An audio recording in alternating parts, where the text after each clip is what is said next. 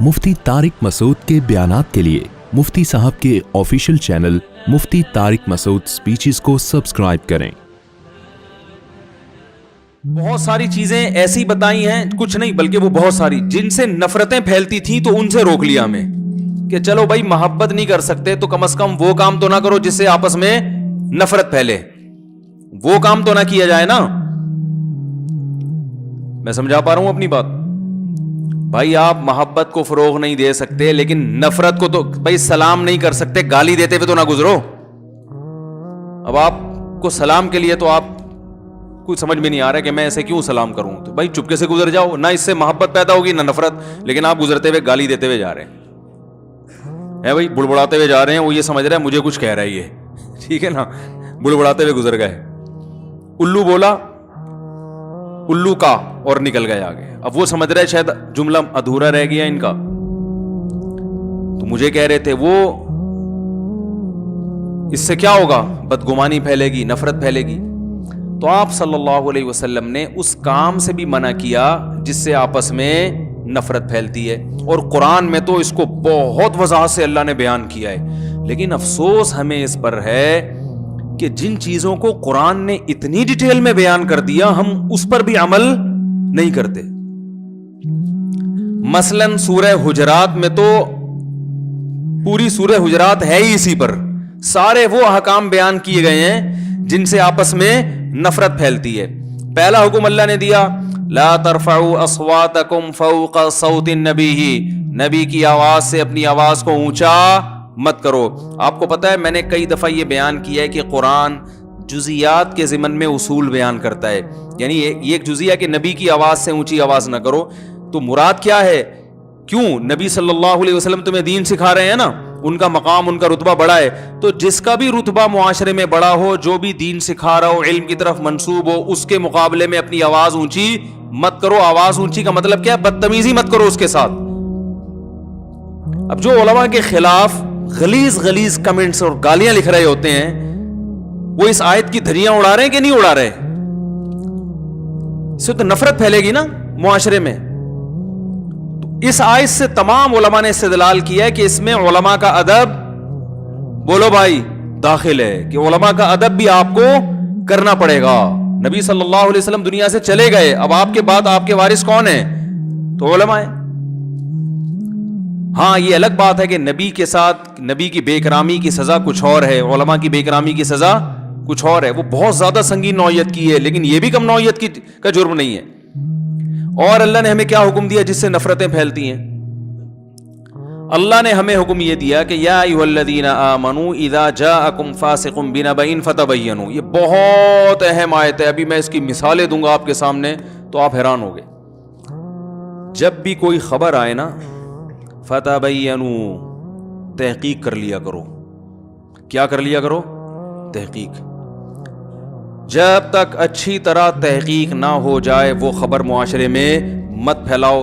अगर मैं कसम उठा के कहूँ ना कि इस वक्त जितनी लड़ाइयाँ फड्डे झगड़े आपस में हो रहे हैं, चाहे वो सोशल मीडिया पे एक दूसरे को गालियाँ दी जा रही हों या वैसे निजी महफिलों में, उनकी बड़ी वजह यह होती है कि हमें किसी के बारे में कोई खबर पता चलती है और हम पूरी तरह तस्दीक किए बगैर आगे उसको नकल कर देते हैं।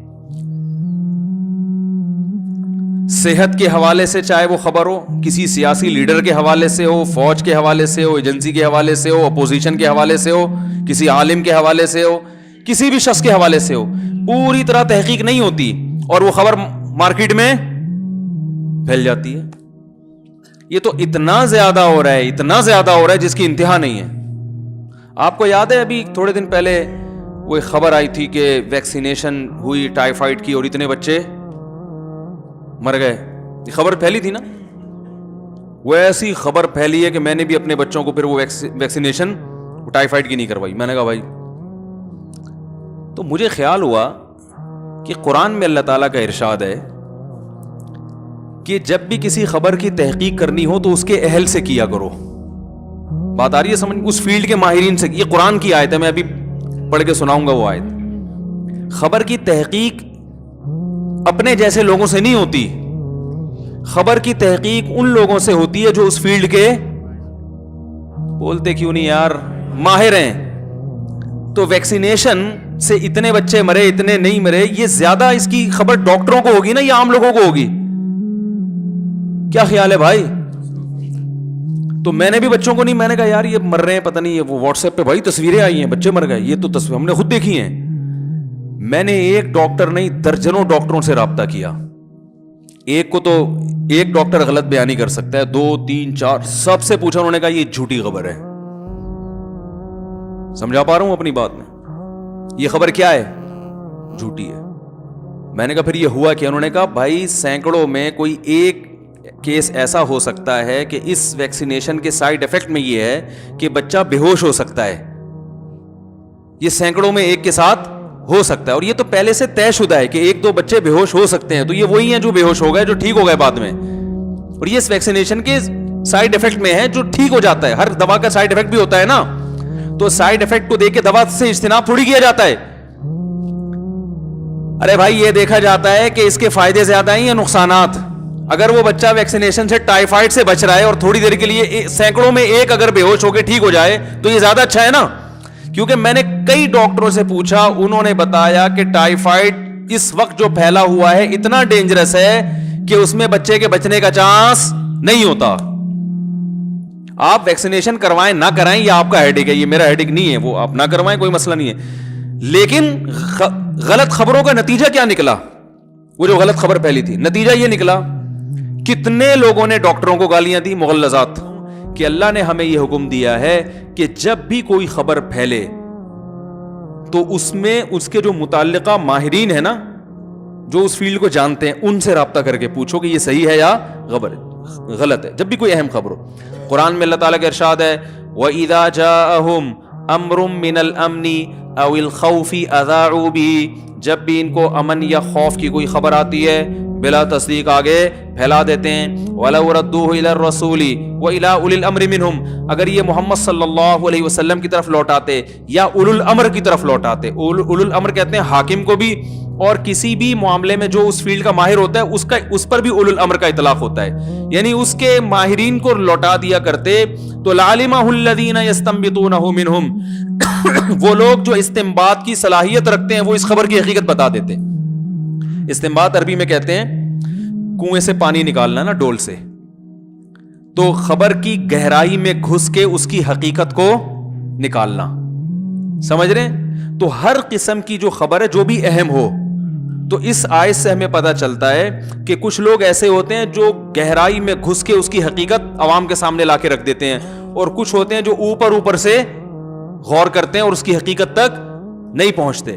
تو میں یہ عرض کر رہا تھا کہ چاہے حدیث ہو, چاہے میڈیکل سائنس کی کوئی خبر ہو, چاہے سیاست کی کوئی خبر ہو, یا ملک میں کوئی ایسی خبر ہو کہ یہ ہونے والا ہے, تو وہ خبر ہمیشہ متعلقہ امور کے جو ماہرین ہیں ان تک لوٹائی جائے گی, ان سے ریسرچ کی جائے گی. آپ بتائیں ڈاکٹر صاحب, یہ جو گردوں کے بارے میں خبر آئی ہے کہ انسان کے 3 گردے ہوتے ہیں اور واٹس ایپ پہ بڑی گھوم رہی ہے, آپ اس سے متفق ہیں یا نہیں ہے؟